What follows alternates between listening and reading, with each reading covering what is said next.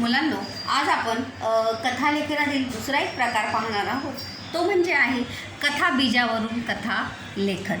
तर कथा बीजावरून कथा लेखन कशा प्रकारे करायचं ते आज आपण या पिरियडमध्ये पाहणार आहोत. कथा बीज म्हणजे काय? कथा बीज म्हणजे काय? बीज या शब्दाचा अर्थ हम सभी जानते हैं. बीज यानी बीज.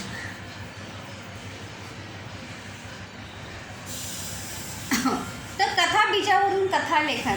कथा बीज म्हणजे काय?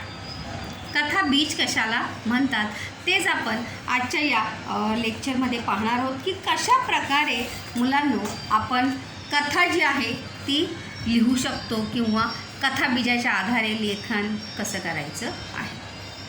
कथेचा आशय किंवा विषय गाभा म्हणजे कथा बीज होय. म्हणजे कथा बीजावरून जेव्हा कथा लेखन आपल्याला करायचं असतं त्यावेळी कथा काय आहे हे आपल्याला 2-3 लाईनमध्ये दिलेलं असतं. म्हणजे 2-3 लाईनमध्ये आपल्याला कथा दिलेली असते आणि त्याच्यावरून आपण कथा लिहायची असते. कथा बीज म्हणजे कथेचे बीज. जिस प्रकार से जिस पौधे का हम बीज लगाएंगे वही पेड़ जो है उग कर आएगा. ज़मीन में जो बीज हम लगाएंगे वही आगे चल के उग कर आ सकता है या आता है. कथेचे बी आपण जमिनीत बी रुजत घालते याने लावतो. त्याला अंकुर येते यानी वो फूलना जो है वो शुरू होता है. म्हणजे उस बीज में से क्या निकल आता है? पौधा निकल कर बाहर आता है.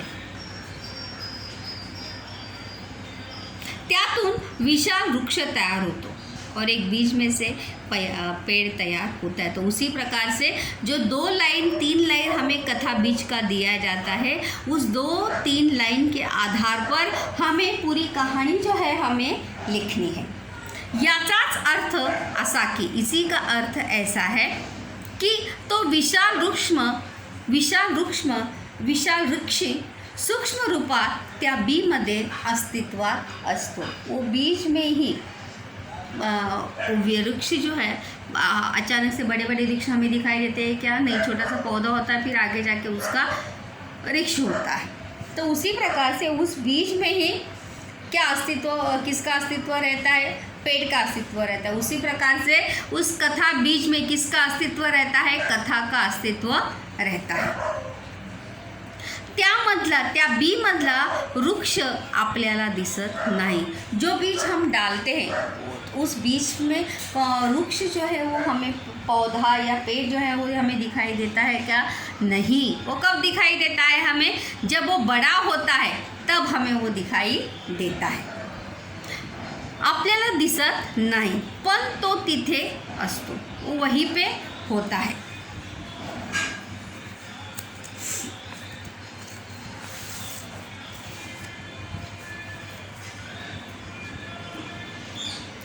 तिथे असतो. त्याचप्रमाणे उसी के अनुसार कथा बीजात कथा असते. जिस प्रकार से बीज में पौधा होता है उसी प्रकार से कथा बीज में क्या होती है? कहानी होती है. और उसी कथा बीज के आधार पर हमें अपनी लंबी कहानी या मोठी गोष्ट जी आहे ती लिहायची असते. पण ती स्पष्टपणे मांडलेली नसते. सिर्फ 2-3 लाइन होता है. तो इसी प्रकार से जो कथा बीज के आधार पर जो हमें कहानी लिखनी होती है वो स्पष्ट रूप से वहाँ पर दी नहीं होती है. त्या कथा बीजातील कथा आपण शोधायची असते. वो कथा बीज में से कथा बीज में कौन सी कहानी है वो हमें खुद ढूंढनी है आणि आपल्या शब्दात मांडायची असते. और उस कहानी को हमें अपने शब्दों में पिरोना होता है या अपने शब्दों में हमें उसे लिखना होता है. कथा लिहिताना लक्षात ठेवायचे मुद्दे बघा. कथाबीज वाचल्यावर कथानक कसे असेल याची कल्पना प्रथम करावी.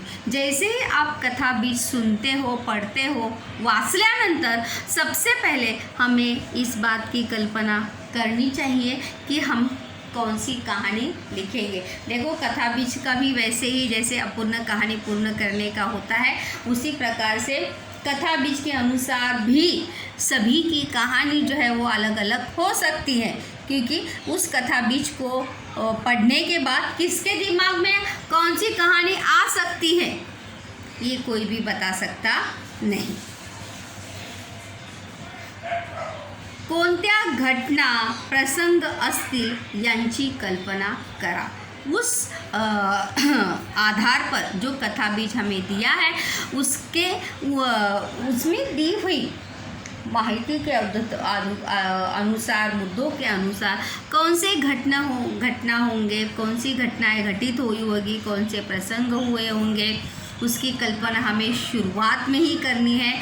प्रसंगातील व्यक्तींची सुद्धा कल्पना करना, उस प्रसंग में या उस कहानी में कौन से व्यक्ति होंगे इसकी भी कल्पना हमें शुरुआत में ही करनी। जैसे मैंने शीर्षक में कहा था आपको कि हमारे मन में कहानी पहले से ही रेडी होनी चाहिए कि हम शुरुआत मतलब कौन से आधार पर हम कहानी लिखने वाले हैं। तो उसी प्रकार से कथा बीज का भी वैसे ही है। जैसे अगर हमने गुलाब का बीज डाला है तो कहाँ गुलाब का ही पौधा होगा, लेकिन हमें वो कब पता चलता है, जब पौधा बड़ा होगा तब।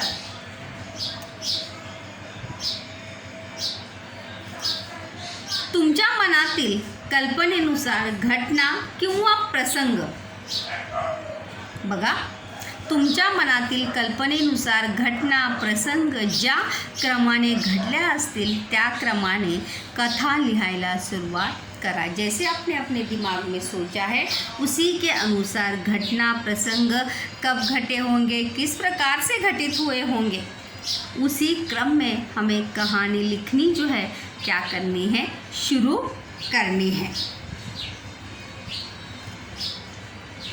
यहाँ पर सबसे ज़रूरी बात, कथा बीज जरी एक असले, वो बीज का छोड़ो, बीज एक ही होता है तो पौधा, जैसे मैंने अभी कहा था गुलाब का बीज लगाएंगे तो गुलाब का ही पौधा आएगा, लेकिन कथा बीज की कहानी का नियम जो है वो अलग है।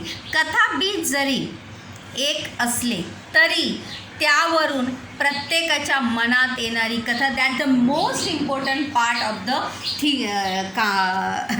स्टोरी राइटिंग दिस टाइप की, देखिए कथा बीज, बघा कथा बीज जरी एक असले तरी त्यावरून प्रत्येकाच्या मनात येणारी कथा ही वेगळी असू शकते। मतलब भले कथा बीज एक ही है, लेकिन उस कथा बीज को पढ़ने के बाद सबके मन में आने वाली कहानी जो है वो क्या हो सकती है, अलग हो सकती है, वेगळी असू शकते। काय असू शकते, वेगळी असू शकते। म्हणजे त्या माणसाच्या मना म्हणजे आपण म्हणजे तनिष्काच्या मनामध्ये वेगळी गोष्ट येणार आहे, पूजनच्या मनामध्ये वेगळी गोष्ट येणार आहे, सचिनच्या मनामध्ये वेगळी गोष्ट येणार आहे, इकराच्या मनामध्ये वेगळी गोष्ट येणार आहे। तर म्हणजे जेवढे लोक असतील तेवढ्या लोकांच्या मनामध्ये वेगवेगळी गोष्ट ती येणार आहे। त्या कथेतील पात्र, घटना, स्थान या सर्व गोष्टी वेगळ्या असतील और जैसे जिसके मन में वो कहानी रूप लेगी उसी के अनुसार पात्र, घटनाएं, व्यक्ति, स्थान, जगह, प्रसंग ये सभी क्या होते जाएंगे, बदलते जाएंगे, क्योंकि जैसे व्यक्ति सोचेगा वैसा ही वो क्या होगा, उसकी कहानी होगी। वेगळ्या असतील त्यामुळे प्रत्येकाची कथा वेगळी आणि स्वतंत्र असे, इसलिए सबकी कहानी क्या होगी, अलग होगी। कोणाचीही गोष्ट ही एक असणार नाही, वेगळी असणार आहे। काय असणार आहे, वेगळी असणार आहे। या प्रकारात सुद्धा म्हणी, वाक्यप्रचार यांचा योग्य त्या ठिकाणी उपयोग करावा। इसमें भी हम यहाँ पर इस कहानी में भी आवश्यकता के अनुसार, ज़रूरत के अनुसार वहाँ पर मुहावरे और वाक्य प्रचारों का उपयोग ज़रूर कर सकते। इसमें भी कहानी में first paragraph, second paragraph, third paragraph उसी हिसाब से लिखना है। पहले पैराग्राफ को पात्र, स्थान यांना नावे द्यावीत, उनकी विशेषताएं लिहावी। उसी के बाद दिलेल्या कथा बीजानुसार घटनांचा क्रम लावून कथेचे स्पष्टीकरण करावे। उसमें जैसे घटनाएं दी होगी उसका क्रम अपने हिसाब से लगाते हुए सही क्रम होना चाहिए, ये बात याद रखिए। और फिर कहाणी का स्पष्टीकरण आपको करना है। त्यानंतर शेवटच्या परिच्छेदात कथेच्या विषयाला अनुरूप असा शेवट करावा। और अंतिम में जैसे आपकी कहानी है उस कहानी के अनुरूप या अनुसार जो है कहानी का अंत जो है वो करना है। कथेच्या विषयानुसार, मूल्यानुसार योग्य शीर्षक या कहानी को नाम या टाइटल भी देना है। आपको आवश्यक है कहानी को आप कौन सा टाइटल देना चाहते हैं, त्या गोष्टीला नाव कोणतं देऊ शकता। त्यानंतर तात्पर्यसुद्धा लिहायचं आहे, तात्पर्यसुद्धा लिहा। आणि जशी कहाणी असेल, जसं गोष्ट असेल तसंच प्रत्येकाची शीर्षकसुद्धा वेगळं असणार आहे आणि प्रत्येकाची तात्पर्यसुद्धा काय असणार आहे, वेगळं असणार आहे। त्यामुळे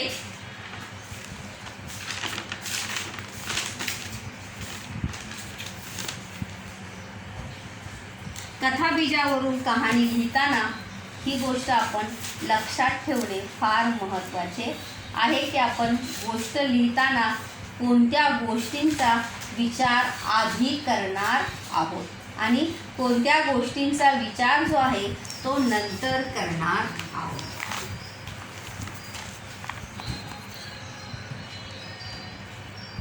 इथे मी एक कथाबीज जो आहे तो अब तुम्हाला एक्सप्लेन करते। बघा, हे कथाबीज आहे, म्हणजे हा प्रश्न असा येतो बघा। कथाबीज हा प्रश्न आहे, काय आहे, प्रश्न। अशाच प्रकारचा प्रश्न आपल्याला परीक्षेत येतो। हा प्रश्न आहे की कथाबीज असं येतो सुद्धा की दिलेल्या कथाबीजावरून योग्य शीर्षक देऊन कहाणी, गोष्ट लिहा। उच्च शिक्षित मुलांना आपल्या अशिक्षित गरीब आईवडिलांची लाज वाटते। उच्च शिक्षित मुलांना, उच्च शिक्षित मुलांना म्हणजे काय, म्हणजे जे जास्त शिकलेले असतात त्या मुलांना अपने अनपढ़ माँ बाप की क्या लगती है, शर्म लगती। लाज वाटणे म्हणजे शर्म वाटणे, लज्जित महसूस, अपने गरीब माँ बाप आई वडिलांची त्यांना काय वाटते, लाज वाटते। ते आई वडिलांपासून दूर दूर रहतात। वो अपने माँ बाप से क्या होते हैं, दूर दूर रहते हैं। मतलब माँ बाप पढ़ लिखने के बाद, बड़े होने के बाद, पैसा कमाने के बाद अपने माँ बाप से क्या होते हो, दूर होते। पण संकटाच्या वेळी हेच आई वडील प्राणांचीही पर्वा न करता मुलाला वाचवण्यासाठी धाव घेतात। लेकिन यही माँ बाप मुसीबत के समय अपने प्राणों की भी परवाह, अपने जान की भी परवाह न करते हुए अपने बच्चों को बचाने के लिए आगे आते हैं या दौड़कर आते हैं।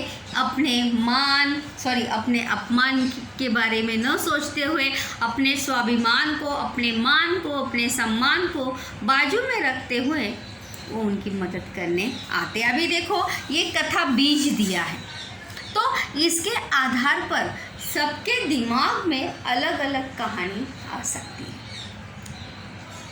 सबके दिमाग में अलग अलग कहानी आ सकती है। उच्च शिक्षित, अभी यहाँ पे देखो फर्स्ट पैराग्राफ में हमें क्या लिखना है, एक गाव होते, त्या गावामध्ये एक कुटुंब राहत होते। त्या कुटुंबामध्ये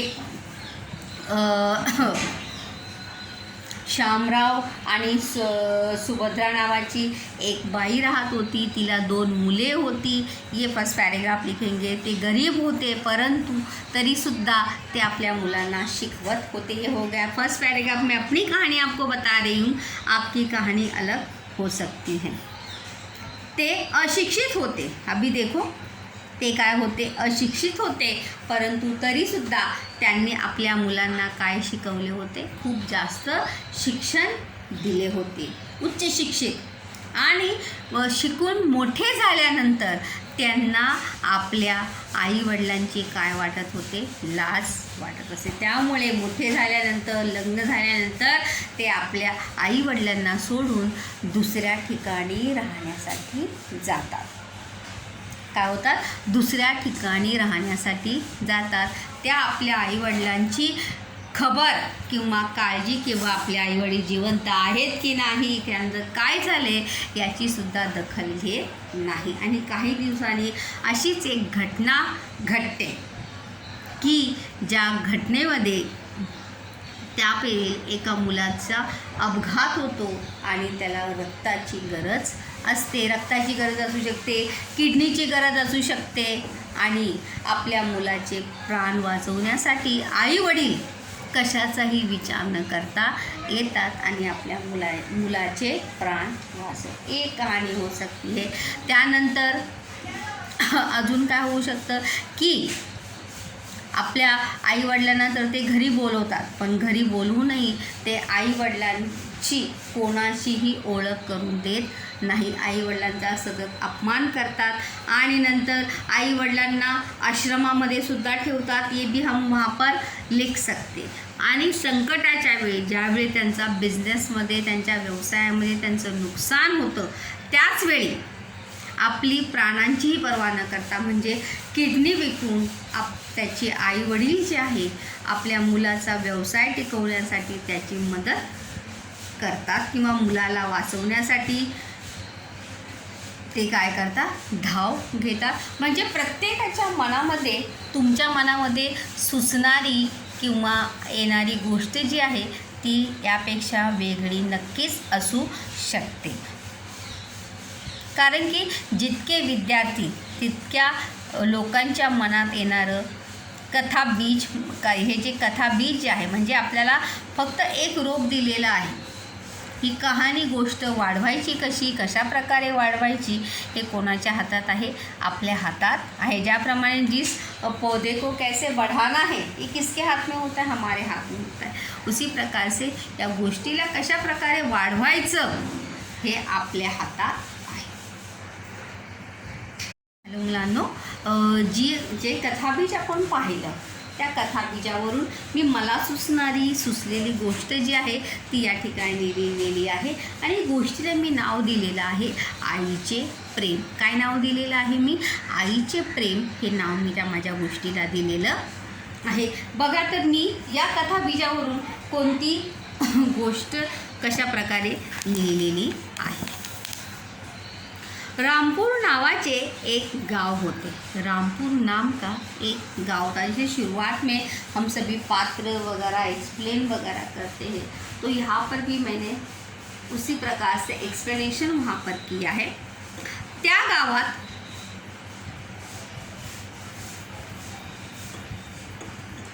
आता यहाँ पर मैंने कुटुंब नहीं लिखा है, डायरेक्ट सुभद्राबाई राहत होत्या। बाईचं नाव लिहिलेलं आहे, आईचं प्रेम दिलेली म्हणून। त्या खूप कष्टाळू होत्या, कष्टाळू याने मेहनती थे। त्या गरीब जरी असल्या तरी त्या खूप मानी होत्या। मानी यानी क्या, स्वाभिमानी। भले वो गरीब थे लेकिन कैसे थे, बहुत ही स्वाभिमानी थे, मानी होत्या। भले भूखे मर जाए लेकिन किसी के सामने हाथ फैलाना उन्हें मंजूर नहीं था। त्यांना एक मुलगा होता, त्याचे नाव होते मोहित। यहाँ पर देखो मैंने लड़के को भी नाम दिया है, त्या आईला सुद्धा नाव दिलेलं आहे। एक कुटुंब राहत होते, ये भी आप लिख सकते हैं वहाँ पर।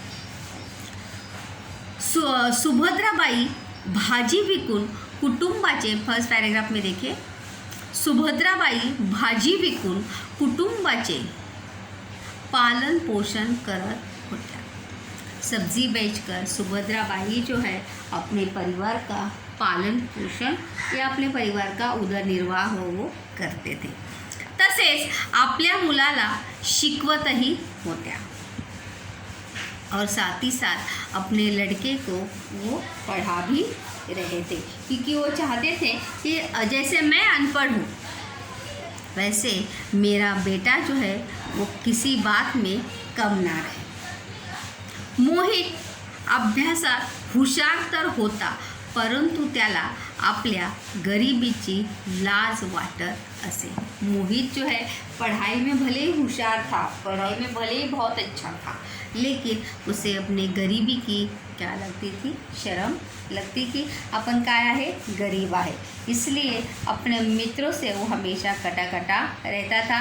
अपने मम्मी पापा की कभी भी पहचान वो करवा के नहीं देता था। अपने घर वो कभी उनको लेकर नहीं जाता था। सेकंड पैराग्राफ देखिए यहाँ से।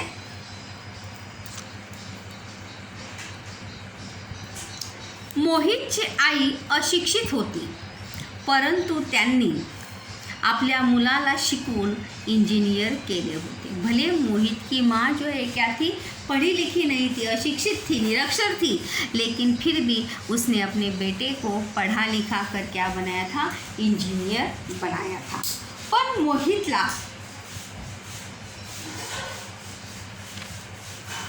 मोहितला आपल्या गरिबीची लाज वाटणे हा पण वाक्यप्रचार आहे बघा। आपल्या गरिबीची लाज वाटत असल्यामुळे त्याने कधीही आपल्या मित्राला घरी येऊ दिले नाही। उसे अपने गरीबी से शर्म लगती थी, इसीलिए उसने कभी भी अपने दोस्तों को घर पर बुलाया नहीं। तो खूब स्वार्थीपणाने वागू लागला होता। जैसे जैसे अभी वो इंजीनियर बना था, बड़े कंपनी में उसे जॉब भी लगी थी, इसीलिए अभी धीरे धीरे म्हणजे आता तो कसा वागू लागला होता, स्वार्थी, फक्त स्वतःचा विचार तो करू लागला होता। परंतु अशा परिस्थितीतही सुभद्राबाईंनी हार मानली नहीं। ऐसे परिस्थिति में भी सुभद्राबाई ने हार नहीं मानी। त्या कष्ट करतच होत्या, वो मेहनत करती ही थी।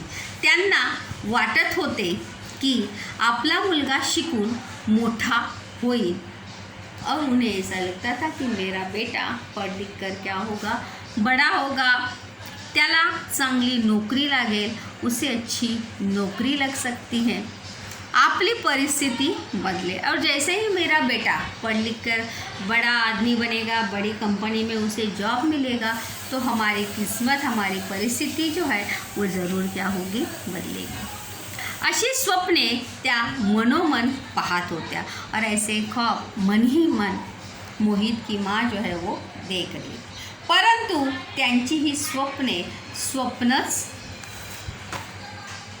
रही, लेकिन उनके वो ख्वाब जो है वो ख्वाब ही रह गए। ती सत्यता आली नाही, ती सत्यात आली नाही, कारण अशी जशी मोहितला चांगली नौकरी लागली, जैसे ही मोहित को अच्छी नौकरी लगी तो आई वडिलांचे घर सोडून निघून गेला, और जैसे ही उसे अच्छी नौकरी लगी, अच्छे पगार की नौकरी लगी, तो वो अपने माँ बाप का घर छोड़कर चला गया। त्याला जाताना पाहून तिचे मन भरून आले, पण ती खचली नहीं। अपने बेटे को जाते हुए देखकर उसका दिल भर आता है, उसकी आंखें भर आती है। मन भरून येणे म्हणजे डोळे भरून येणे, डोळ्यात अश्रू उभे राहणे, दुःखी होणे, पण ती खचली नहीं, लेकिन वो बिल्कुल भी डरी नहीं, वो हार मानी नहीं। अभी लास्ट पैराग्राफ। मोहित ने नवीन मोठे घर खरीदी केले। अब जैसे ही वो काम पर लगा, इंजीनियर लगा, तो उसने बड़ा घर जो है वो खरीद लिया। त्याची त्याची आर्थिक परिस्थिती सुधारत होती, उसकी आर्थिक हालत जो है वो अच्छी हो रही थी, परंतु पैशाच्या पाठीमागे धावता धावता तो आपल्या आईला विसरला होता। लेकिन पैसे के पीछे दौड़ते दौड़ते या पैसे कमाने के चक्कर में वो अपनी माँ को भूल गया था। त्याने कधीही आईला घरी बोलावले नव्हते, उसने अपनी माँ को कभी भी अपने घर बुलाया नहीं था। आई पण कधी स्वतःहून गेली नाही और ना ही माँ कभी खुद से अपने बेटे के घर वो गई। एके दिवशी त्याचा मोठा अपघात झाला, त्याचा म्हणजे कोणाचा? मोहितचा।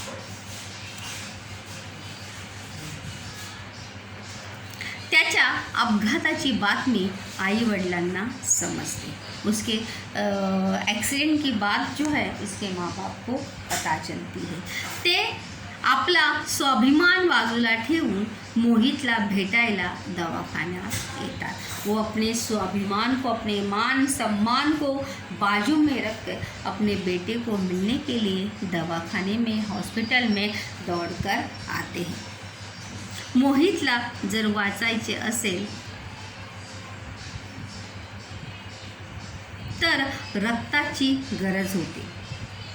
त्याची आई आपले रक्त देऊन त्याचे प्राण वाचवते। मोहित को खून की आवश्यकता थी, इसलिए उसकी माँ जो है खून देकर उसकी जान वहाँ पर बचाती है। जेव्हा मोहित शुद्धीवर येतो, जब मोहित को होश आता है, तेव्हा आईला डोळ्यासमोर पाहून त्याचे डोळे भरून येतात और तब अपनी माँ को आँखों के सामने देखकर उसकी आंखें भर आती हैं और अपनी जितनी भी गलतियाँ जो उसने अपनी माँ के साथ जो व्यवहार बर्ताव किया था वो सब उसे याद आने लगता है और उसकी आंखें भर आती है। त्याला आपल्या चुकीची जाणीव होते, उसे अपनी गलती का एहसास होता है। तो अपने आई वडिलांना घरे घेऊन जातो और जैसे ही उसे अपनी गलती का एहसास होता है वो अपने माता पिता को घर लेकर जाता है। यहाँ पे तात्पर्य देखो, मैंने बहुत सारे लिखे हैं। आईच्या प्रेमाची किंमत पैशात करू शकत नाही। माँ के प्यार की कीमत जो है वो हम कभी भी पैसे में कर सकते नहीं। आई वडिलांचा नेहमी आदर करावा, माँ बाप का हमेशा सम्मान करना चाहिए, कारण की आई वडिलांचा आशीर्वाद आणि शाप हा कधी ना कधी लागतोच। त्यामुळे आई वडिलांचा मान नेहमी करावा, अपमान कधीही करू नहीं, क्योंकि माँ बाप अपने बच्चों का कभी भी बुरा चाहते नहीं, ना ही कभी बद्दुआ देते हैं। लेकिन अगर हम उन्हें परेशान करते हैं तो उनका मन ज़रूर दुखी होता है। भले उनकी मन से बद्दुआ नहीं निकलती, परंतु मन दुखी तो होता है या नहीं। गरिबीची लाज वाटता कामा नये। आपण श्रीमंत असो किंवा गरीब असो, आपल्या परिस्थितीची आपल्याला लाज वाटता कामा नये। वो परिस्थिति कैसे बदलेगी या कैसे बदलनी चाहिए इसके बारे में सोचना चाहिए, ना ही उससे शर्माना चाहिए। परिस्थितीची जाणीव असणे गरजेचे असते और कभी भी हर किसी को परिस्थिति का एहसास होना बड़ा ही आवश्यक होता है। इस प्रकार से इस कथा बीज के अनुसार मेरे दिमाग में जैसे कहानी आई उसी प्रकार से आप जितने लोग हैं उस सभी के दिमाग में अलग अलग कहानी आ सकती है। आई टेल यू, मैं बताना चाहूँगी कि आप भी आपके ये कथा बीज सुनने के बाद, पढ़ने के बाद आपके दिमाग में जो कहानी आएगी वो कहानी आप ज़रूर अपने शब्दों में पिरोइए। भले थोड़ा बहुत गलत होगा, जब गलत होगा तभी सही पता चलेगा, जब गलती नहीं होगा तो सही पता कैसे चलेगा। सो स्टूडेंट्स, जब भी मैं लिखने के लिए कहती हूँ इसकी तरह आप ज़रूर लिखिए, क्योंकि जर आपण लिहिण्याचा प्रयत्न केला नाही तर आपल्याला कधीही येणार नाही। त्यामुळे लिहिण्याचा नेहमी प्रयत्न केला पाहिजे।